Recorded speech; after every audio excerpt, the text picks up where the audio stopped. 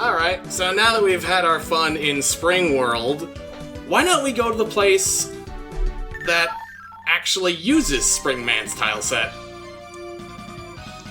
Welcome to my palace of death. No, actually, it's just kind of nice, and I like the architecture.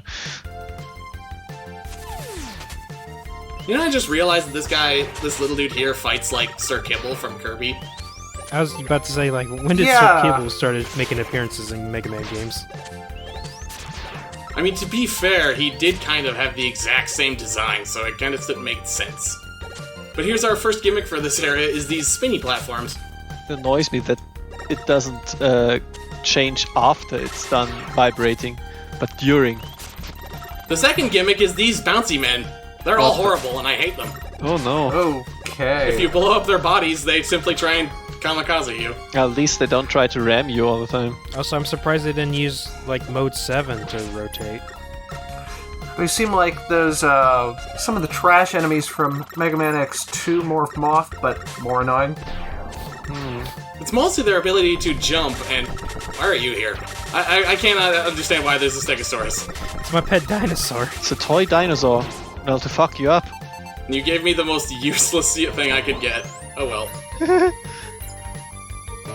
So can you change the weather?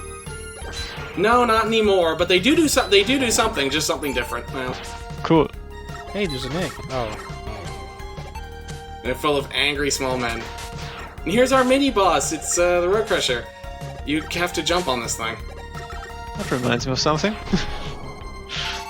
However, he's not very difficult, though he does have some extra effects. It's like that Mega Man 5 boss. That's what it reminds me of. Yeah, the one in the fortress? Yep, first one. That one was really cool.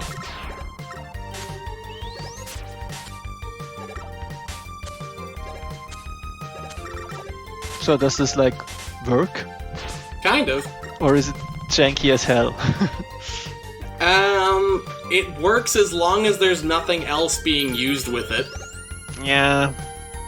That's what I can say. Then we have these second gimmicks where these tiny moving platforms that move very slowly as long as you're not touching them. That's really weird and unintuitive. And that's what those things do. Okay.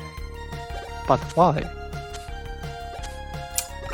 They don't do anything now, but I'm pretty sure they were designed later on for a very specific gimmick that's really awful.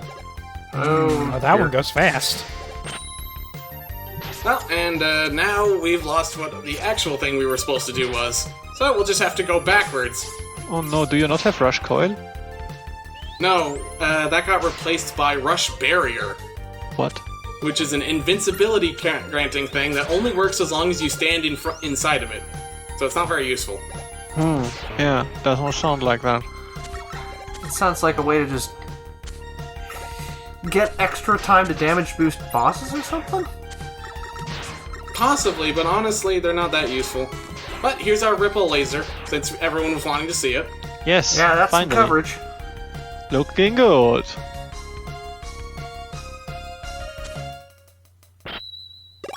Oh, it's a Warp Star. This was a Kirby level. No, you're Goku, you're on the cloud. Yeah, but it flies like a Warp Star. Right. And then the Mega Man multiplies into 3 Mega Man. You do a little dance. That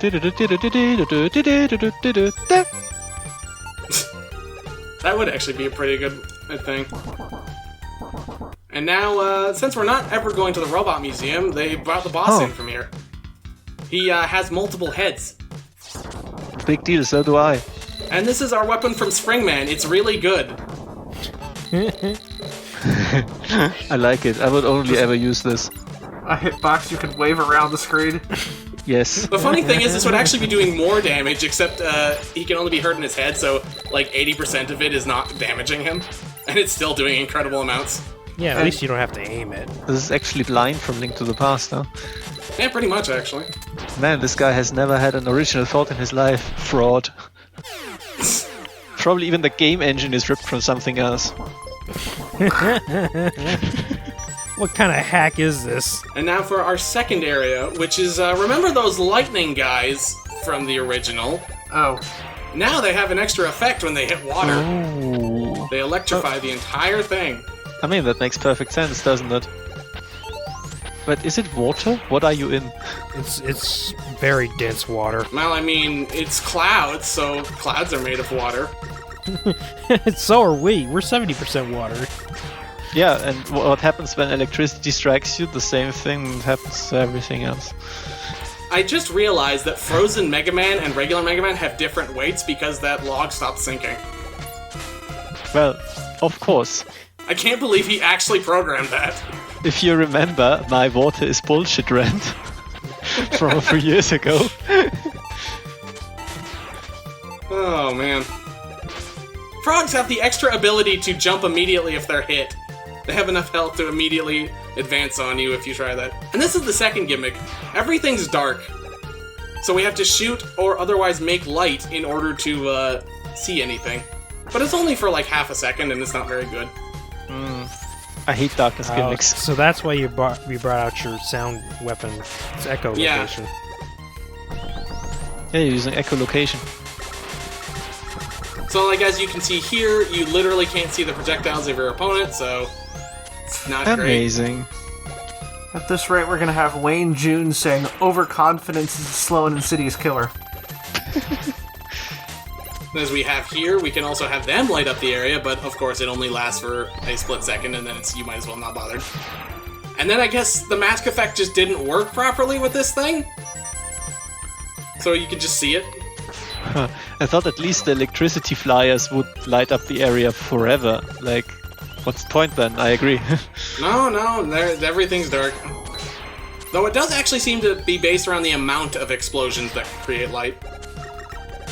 I mean, it seems like there was a lot of complex thought put into this, but it still kind of sucks. Now we can fight Red Joe in the dark, where we can't see anything that he's doing. At least Speed can. And now for our final challenge, jump all of these. No. Oh boy. Try not to mess up or you will instantly die. Well, you have beat, at least. Or waste a lot of your time as you have to do the whole thing again. Yeah, vertical levels. Amazing. But there we go, that was Cloudman's level, and now for Cloudman, who appears to be napping. Ah, I'm up. I'm awake. So here's our first fight where the enemy isn't really in our reach at all, and also, like other electric types, he can reverse your controls. Oh, man. I love it so much. A large portion of this is just sort of area denial. What the? Yeah, That's one way to describe that. you have to stay behind, below him, right? But, in case you hadn't noticed, the spring is really good on him. This looked unplayable. Essentially, a lot of the bosses and other fights in this game have the issue of everything's fine until you take a hit, and then that just breaks the entirety of the pattern that they're trying to show you. Phenomenal. Like, when I said this game was horseshit, it's kind of stuff like that. There's a reason why you're constantly being showered in E-tanks. Plasma strike. Yeah, that's excellent Band-Aid style design. Yeah. Everything does way too much damage. No problem. I feel like he just kind of fell in love with some of these ideas and was just like, I can't get rid of them. But even I have to admit this is kind of lame. What if I just gave them a million E-tanks and let them tank through it? Delete half the projectiles? What do you think I am? Not a ROM hacker? I'm a hack fraud. Is the game trying to tell me something? Nah, more projectiles. Suffer.